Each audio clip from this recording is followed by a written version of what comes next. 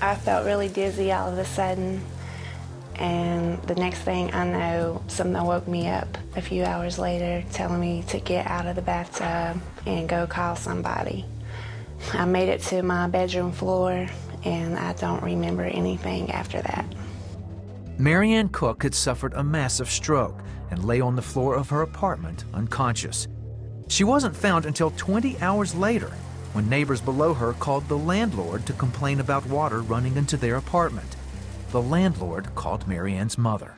This lady told me she was the manager at Marianne's apartment, and Marianne had been found unresponsive, and the ambulance was there to take her to the hospital.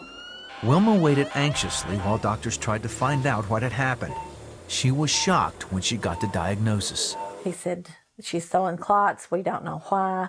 He said, she's basically brain dead. If she lives, her brain's already cottage cheese. She's going to be a vegetable. She's going to be blind in both eyes. She's going to lose both legs, and she's going to be paralyzed. It's in your best interest and hers to sign a do not resuscitate. And I told him, no. Doctors diagnosed Marianne with atrial myxoma, a rare tumor that attaches to the heart. Eventually, pieces of it break off and travel through the bloodstream to other parts of the body. One piece had reached Marianne's brain, causing a massive stroke. Another was lodged in her heart. Wilma knew her daughter was near death. She also knew her daughter wasn't a Christian, so she began praying for a miracle. That was our prayer. God, don't take her lost. Don't let her die lost. Marianne was airlifted to Cleveland Clinic. Doctors wanted to operate immediately. The doctor told us that with surgery she stood a chance. He could not promise any quality of life whatsoever, but she would at least stand a chance to live. Without surgery, he said, one will hit a vital organ in a matter of hours, and she'll be dead. Dr. Mark Gillinoff was in charge of the initial procedure.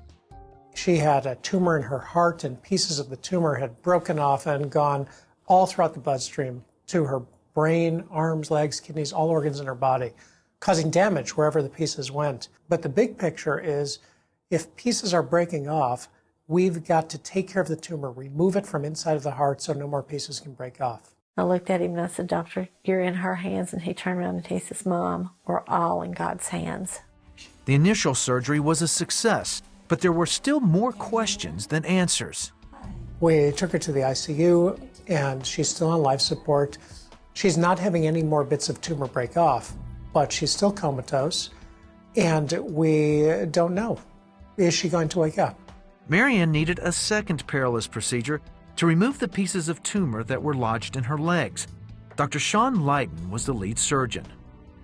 You know, when we first saw her, I got to admit, I really didn't think she had any chance of survival. One, just from a neurologic standpoint, would you ever wake up?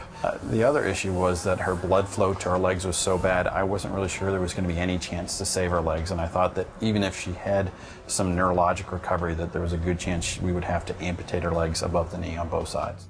The surgeons faced additional complications. She had a clot that started at the groin, but extended all the way down to the level of the toes. And so the concern was, were we able to get the clot out of her legs, get enough of the clot out to restore blood flow, and would she have any functional muscle or nerves when we got done doing that? Marianne survived nearly 12 hours of surgery, but the doctors had little hope for her recovery. Through it all, Wilma continued praying. All I could do was hold on and hope that God was in control. I knew that I couldn't lose her. I just absolutely could not. The next morning, Dr. Lydon received amazing news.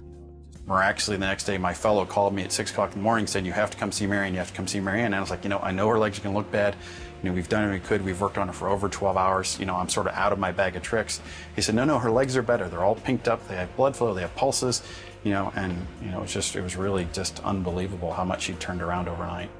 After 10 days in a coma, Marianne woke up. She lost 2 of her toes due to poor circulation and lost vision in her left eye. But she was alive, and her mom knew that God had answered her prayers. When she was first able to talk, she said a really bad word, a really, really bad word. And I looked at her and I said, I can't believe you said that. And she went, oh. It was a result of my brain injury, and I knew that was God's way of telling me she was okay, and I said, I'll accept it this time, but you better never ever say it again. And she never did. Over the next 3 months, Marianne went through rehab to regain the ability to walk and function normally. Her rehab really took off when she made a big decision. God told me I didn't have to be alone anymore, that He was always there with me. I said, God, I want you in my life. I need you in my life. And I accepted Him as my Lord, Savior. Marianne astonished doctors with her quick recovery.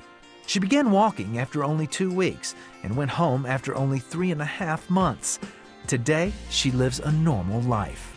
The fact that she turned around in such a short period of time and then went on to become totally normal, I think, there's probably some divine intervention to help that. I mean, it was totally miraculous. In every case, but particularly in a case like this, there's got to be an extra special ingredient that goes into it that we can't define, we can't predict. Some people would call it fate, some people would call it God, some people would call it man's natural toughness and resilience.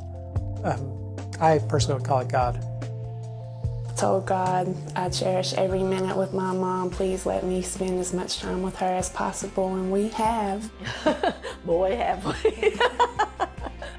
It has been a learning experience for both of us. It's been a bonding experience like you couldn't ever believe. There's no way to describe the thankfulness I have in my heart that she's sitting here beside me now.